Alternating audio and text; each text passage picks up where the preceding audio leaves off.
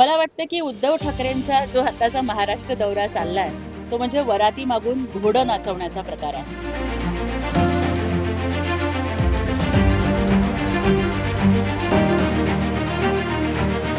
सहा खासदारांची वरात तर निघून गेली. आता हे घोडं आणि त्यांचं शिंगरू आता मात्र चौकशा करायला लागलं. त्याचा काहीही उपयोग होणार नाही. हेच जर तुम्ही योग्य वेळेवरती फिरला असतात तर त्याचा उपयोग झाला असता.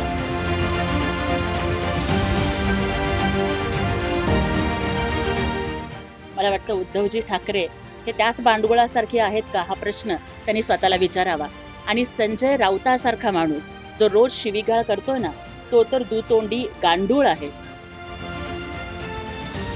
की अरे बाबा, तुम्ही एकनाथजी शिंदे साहेबांच्या दाढीचा एक केस सुद्धा वाकडा करू शकत नाही. महाराष्ट्राच्या राजकीय वर्तुळात सध्या शब्दांची धार तीव्र झाली असून सत्ताधारी आणि विरोधकांमध्ये थेट पौराणिक आणि ऐतिहासिक संदर्भाचा वापर करून एकमेकांवर तोफा डागल्या जात आहेत. अत्यंत गंभीर आणि टोकदार आरोप केले जात आहेत. निवडणुका जवळ येत असताना किंवा राज्यातील राजकीय समीकरणे बदलत असताना नेत्यांमधील शाब्दिक युद्ध कमालीचे भडकलेत.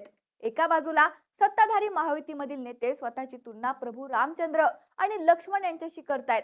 आम्हीच राज्यातील मोठे भाऊ आहोत असा दावा करत आहेत. तर दुसऱ्या बाजूला विरोधी पक्षाचे प्रमुख नेते राम मंदिराच्या मुद्द्यांवरून सत्ताधाऱ्यांना थेट बाबरच्या औलादी असा उल्लेख करून त्यांना धारेवर धरतायत. या दोन्ही बाजूंच्या वक्तव्यांमुळे महाराष्ट्राचं राजकारण कमालीचे तापलं असून आगामी काळात याचे मोठे राजकीय पडसाद उमटण्याची चिन्ह दिसत आहेत. काय आहे हे वाकयुद्ध आणि शिंदेंना रामाची तर फडणवीसांना बाबराची उपमा नेमकी कोणी दिली आहे? तसेच कोणी सत्ताधाऱ्यांना बाबरच्या औलादी म्हटले तेही पाहूयात या व्हिडिओतून. नमस्कार, मी निकिता आणि आपण पाहतायत LS मराठी. या संपूर्ण वादाची सुरुवात शिवसेना एकनाथ शिंदे गटाच्या खासदार ज्योती वाघमारे यांनी धाराशिव जिल्ह्यातील उमरगा येथे माध्यमांशी बोलताना केलेल्या एका वक्तव्यामुळे झाली आहे. महायुतीमध्ये सध्या आगामी विधानसभा आणि लोकसभा निवडणुकांच्या पार्श्वभूमीवर मोठा भाऊ कोण यावरून पडद्यामागे आणि जाहीरपणे जोरदार चर्चा सुरू झाली आहे. भारतीय जनता पक्ष आणि शिवसेना शिंदे गट यांच्या जागा वाटपावरून आणि मुख्यमंत्री पदाच्या चेहऱ्यावरून अंतर्गत रस्सीखेच सुरू असल्याचं चित्र असतानाच खासदार वाघमारे यांनी अत्यंत सूचक आणि तितकेच आक्रमक विधान केले. त्यांनी थेट एकनाथ शिंदे यांची तुलना प्रभू रामचंद्रांशी केली आहे, तर देवेंद्र फडणवीस यांची तुलना लक्ष्मण यांच्याशी केली आहे. मी धाराशिवमध्ये आमचा पूर्वनियोजित कार्यक्रम होता. आमचे सन्माननीय माजी आमदार चौगुले साहेबांनी गुणवंत विद्यार्थ्यांच्या सत्कारासाठी मला आमंत्रित केलं होतं. आमचे नेते माननीय प्राध्यापक रवींद्र गायकवाड सर सुद्धा आमच्यासोबत उपस्थित आहेत. मला वाटतं की उद्धव ठाकरेंचा जो आताचा महाराष्ट्र दौरा चाललाय तो म्हणजे वराती मागून घोडं नाचवण्याचा प्रकार आहे. सहा खासदारांची वरात तर निघून गेली. आता हे घोडं आणि त्यांचं शिंगरू आता मात्र चौकशा करायला लागलंय. त्याचा काहीही उपयोग होणार नाही. हेच जर तुम्ही योग्य वेळेवरती फिरला असतात तर त्याचा उपयोग झाला असता. हिंदू हृदय सम्राट बाळासाहेब ठाकरे हे हिंदुत्वाचे कल्पवृक्ष होते, परंतु नाकर्ती मुलं ही त्या कल्पवृक्षावरची बांडगुळं असतात. मला वाटतं उद्धवजी ठाकरे हे त्याच बांडगुळासारखे आहेत का हा प्रश्न त्यांनी स्वतःला विचारावा. आणि संजय राऊतासारखा माणूस जो रोज शिवीगाळ करतोय ना, तो तर दुतोंडी गांडूळ आहे. गांडुळाचा उपयोग कमीत कमी शेती माती सुपीक करायला तरी होतो, पण संजय राऊत हा उबाठा गट नापीक करायचं काम करतोय. त्यामुळे मी बघितलं की ते अनेक ठिकाणी गद्दार गद्दार बोलतायत, मिंधे मिंधे म्हणतायत. तर मला त्यांना एवढंच उत्तर आपल्या माध्यमातून द्यायचंय की महाराष्ट्राच्या राजकारणामध्ये गद्दारीची सुरुवात ही उद्धव ठाकरेंनी 2019ला केली होती. तुम्ही महागद्दार आहात, कारण तुम्ही हिंदुत्वाशी गद्दारी केली, हिंदू हृदय सम्राटांच्या विचारांशी गद्दारी केली. उद्धव ठाकरेंनी भगव्याशी गद्दारी केली आणि निवडणुकीत पाकिस्तानचे झेंडे नाचवले. अहो, तुम्ही तुमच्या सख्ख्या भावाला घर सोडायला भाग पाडलं, चुलत भावाला पक्ष सोडायला भाग पाडलं. तुम्ही तुमच्या भावाशी गद्दारी केली. जो भावाचा नाही झाला तो गावाचा काय होणार. त्याच्यामुळं मला त्यांना एवढंच सांगायचं की अरे बाबा, तुम्ही एकनाथजी शिंदे साहेबांच्या दाढीचा एक केस सुद्धा वाकडा करू शकत नाही, कारण त्यांच्या पाठीशी लाडक्या बहिणीचे आशीर्वाद आहेत. त्याच्यामुळं लक्षात ठेवा की अरे, मोठे मोठे गार केले गंमत मध्ये, भिडू नको आता तू खुन्नस मध्ये. वाघमारे यांनी या उपमेच्या माध्यमातून महायुतीमध्ये शिवसेना हाच मोठा भाऊ असल्याचं स्पष्ट संकेत दिले आहेत. रामायणात प्रभू रामचंद्र हे मोठे बंधू होते आणि लक्ष्मण हे त्यांचे धाकटे बंधू म्हणून त्यांच्यासोबत सावलीसारखे उभे राहिले होते. हाच संदर्भ जोडत वाघमारे यांनी राज्यात एकनाथ शिंदे यांच्या नेतृत्वाखालील शिवसेना ही मोठ्या भावाच्या भूमिकेत असून देवेंद्र फडणवीस हे त्यांच्या सोबतीला धाकट्या भावासारखे खंबीरपणे उभे आहेत असा दावा केलाय. ठाकरे गटातील अनेक खासदार आणि नेते शिंदे गटात सामील झाल्यानंतर शिंदे गटाचा आत्मविश्वास कमालीचा वाढला असून आम्हीच राज्यातील खरी आणि मोठी शिवसेना आहोत हे दाखवण्याचा प्रयत्न या वक्तव्यातून करण्यात आलाय. परंतु खासदार ज्योती वाघमारे यांचं हे वक्तव्य केवळ महायुतीमधील अंतर्गत समीकरणांपुरतं मर्यादित राहिलं नाही. त्यांनी या विधानाचा रोख थेट उद्धव ठाकरे आणि संजय राऊत यांच्याकडे वळवला. त्यांनी उद्धव ठाकरे यांच्यावर अत्यंत बोचऱ्या शब्दात टीका करताना त्यांची तुलना थेट रामायणातील रावण या पात्राशी केली आहे. तर शिवसेनेचे प्रमुख प्रवक्ते आणि खासदार संजय राऊत यांच्यावर हल्ला चढवताना त्यांची तुलना कैकेयी या पात्राशी केली आहे. रामायणात ज्याप्रमाणे कैकेयीने प्रभू रामचंद्रांना वनवासात पाठवण्याचं कारस्थान रचलं, तसंच कारस्थान संजय राऊत यांनी करून शिवसेनेमध्ये फूट पाडली आणि उद्धव ठाकरे यांचे राजकीय नुकसान केले असा आरोप वाघमारे यांनी केलाय. इतकंच नव्हे तर त्यांनी संजय राऊत यांच्यासाठी अत्यंत आक्षेपार्ह आणि खालच्या पातळीवरील शब्दांचा वापर केल्यानं या वादात अधिकच तेल ओतलं गेलंय. या वक्तव्यावरून आता ठाकरे गट आणि शिंदे गट यांच्यात कायदेशीर आणि राजकीय पातळीवर मोठा संघर्ष उभा राहण्याची शक्यता निर्माण झाली आहे.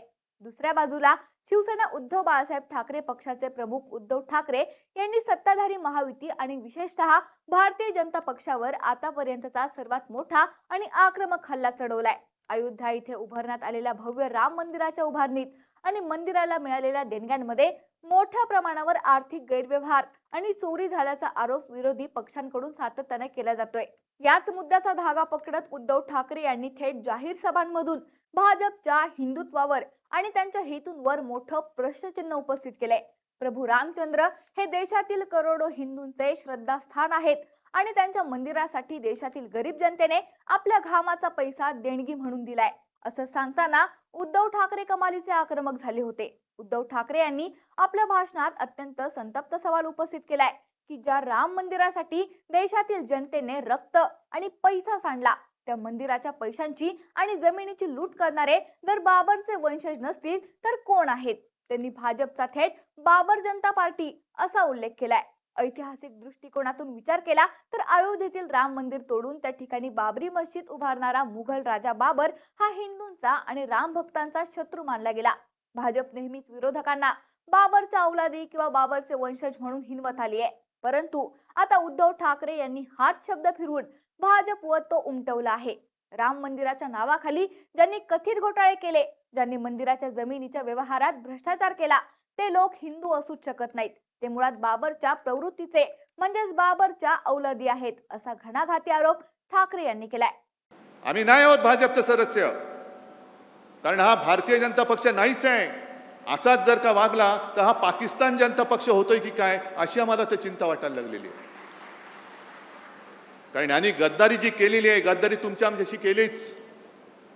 गद्दारी स्वतःच्या आई बरोबर केले, गद्दारी शिवसेनेबरोबर केले, गद्दारी तुमच्या बरोबर केले. आणि एवढंच नव्हे तर जो उल्लेख आता संजय राऊत यांनी केला, राम मंदिराच्या दानपेटीतले पैसे चोरले जात आहेत, चांदीच्या विटा चोरल्या गेल्या आहेत. शिवसेनेने देणगी दिली होती, तिचं काय झालं माहिती नाही. चांदीच्या विटा दिल्या होत्या, त्याचं काय झालं माहिती नाही. शिलापूजन स्वतः शिवसेना प्रमुख गावोगावी फिरले होते, यवतमाळमध्ये सुद्धा आले होते. तिकडे सगळीकडे पूर्ण महाराष्ट्र शिवसेना प्रमुखांनी पिंजून काढला होता. राम मंदिर वही बनाएंगे, काय एक वातावरण झालं होतं. आणि तमाम हिंदूंना यांनी सगळ्यांनी साथ घातली होती. हिंदूंच्या भावनेशी गद्दारी करणारे हे भारतीय जनता पक्ष आहे. आज हा हिंदुत्वाचा अपमान आहे. ही गद्दारी शिवसेनेशी नाही, गद्दारी हिंदुत्वाशी केलेली आहे, गद्दारी या देशातल्या हिंदूंशी केलेली आहे.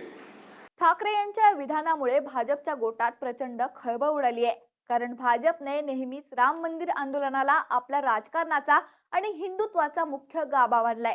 त्याच राम मंदिराच्या मुद्द्यावरून उद्धव ठाकरे यांनी भाजपला कोंडीत पकडण्याचा प्रयत्न केलाय. ठाकरे यांनी म्हटलंय की प्रभू रामचंद्राच्या नावावर मते मागून सत्ता मिळवायची आणि सत्ता आल्यानंतर त्याच मंदिराच्या पैशांवर डल्ला मारायचा हा हिंदू धर्माचा आणि प्रभू रामाचा सर्वात मोठा अपमान आहे. हा प्रकार म्हणजे हिंदू समाजाच्या पाठीत आणि त्यांच्या धार्मिक भावनांमध्ये खंजीर खुपसण्यासारखा आहे. त्यामुळे या भ्रष्टाचारांना हिंदू जनता कधीही माफ करणार नाही असा इशाराही त्यांनी दिलाय. ही वक्तव्य पाहिल्यास महाराष्ट्रातील राजकारण आता विकास, पायाभूत सुविधा किंवा जनतेचे प्रश्न यावरून भरकटत चाललं असून ते संपूर्णपणे धार्मिक, पौराणिक आणि वैयक्तिक चिखलफेकीवर येऊन थांबले. एका बाजूला शिंदे गट स्वतःला राम आणि भाजपला लक्ष्मण दाखवून महायुतीत आपलं स्थान मजबूत करण्याचा प्रयत्न करते, तर दुसरीकडे ठाकरे गट भाजपच्या सर्वात मजबूत मानल्या जाणाऱ्या राम मंदिर या किल्ल्यालाच खिंडार पाडण्याच्या तयारीत आहे. या शाब्दिक युद्धाचा परिणाम थेट तळागाळातील कार्यकर्त्यांवर होत असून दोन्ही बाजूंचे कार्यकर्ते सोशल मीडिया आणि रस्त्यावर एकमेकांसमोर ठाकले आहेत.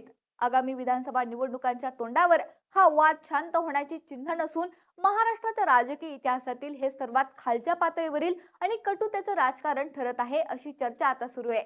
Bureau report, LS Marathi.